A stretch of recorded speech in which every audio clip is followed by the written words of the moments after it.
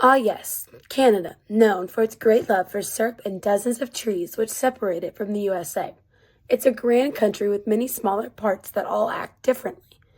With some of these locations, there have been arguments over why they must identify as part of this union, and one such place desires this independence. Located to the far east of British Columbia lies the island called Vancouver Island. Vancouver Island on a map is decently isolated from the rest of its country, and it's surprisingly popular, with currently 1/6 of British Columbia's population residing there. Now, this separation from the rest of the state would warrant some isolation and the need for independence. But how could they go through with a massive step like this? Well, we're going to tackle this in 3 parts: the people, the placement, and finally the power distribution. We'll explore its challenges, its culture, and maybe discover what truly makes this place unique compared to the rest of Canada. The people of Vancouver Island have access to a surplus of fish, considering they are surrounded by 4 straits of water. This isn't all they have access to, as the Great Wilderness and numerous coal sightings allow it to sustain itself through trade and travel. As for the people, they are very welcoming, and because it's a multinational state, they welcome all forms of religion and practices. Additionally, their economic goal aims for the betterment of people's lives and thus promotes free speech. The people seem to maintain a respectable spending budget, as their GDP, short for gross domestic product, is lower than Canada's GDP at $2 billion compared to Canada's $2.34 trillion. This community also prides itself on education and environmental awareness, often working together to preserve the island's forests and wildlife. Festivals celebrating different cultures are common, showing how strongly they value unity within diversity. The people's lifestyle blends modern comforts with a deep respect for nature, making their society balanced and self-sustaining. Our position of the island creates some problems, as unlike other countries, this one is mostly whole in the sense that it lacks a proper border. The dang island is right next to British Columbia, which makes finding out its maritime boundaries a hassle.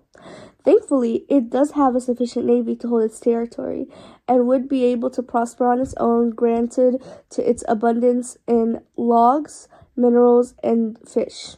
The country is already known for its multinational appreciation of races and religions, so this country would follow through with cities that reflect its many backgrounds.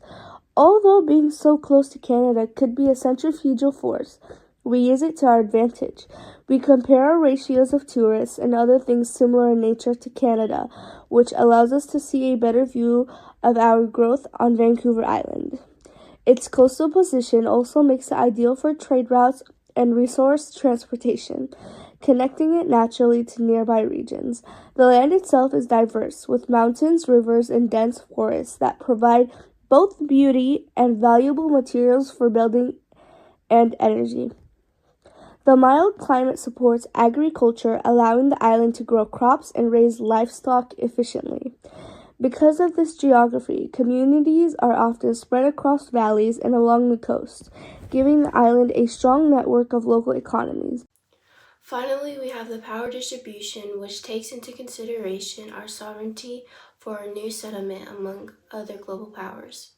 With how close we are to other colonies and our current money supply, the best start to govern ourselves is by becoming a semi-autonomous state, which allows us to maintain some connections with British Columbia, as well as neighboring countries. This action will also maintain current treaties between Vancouver and British Columbia, as well as allowing medication to take a larger role via assistance in the Red Cross organization. The government itself would largely stay the same, as it already elected officials from the city branch, school branch, etc. There is a massive issue with this movement, as they lack the funding to truly carry out this idea, as well as needing to find a proper location for their navy that isn't Esquimalt. Vancouver Island is not entirely in the right place to become independent, as many issues are apparent in this placement, but its potential position as a separate country could make an impact.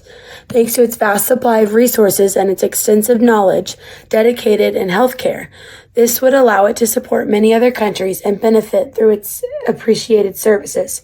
If given more time and resources, the island's creativity and unity could transform it to a thriving independent nation.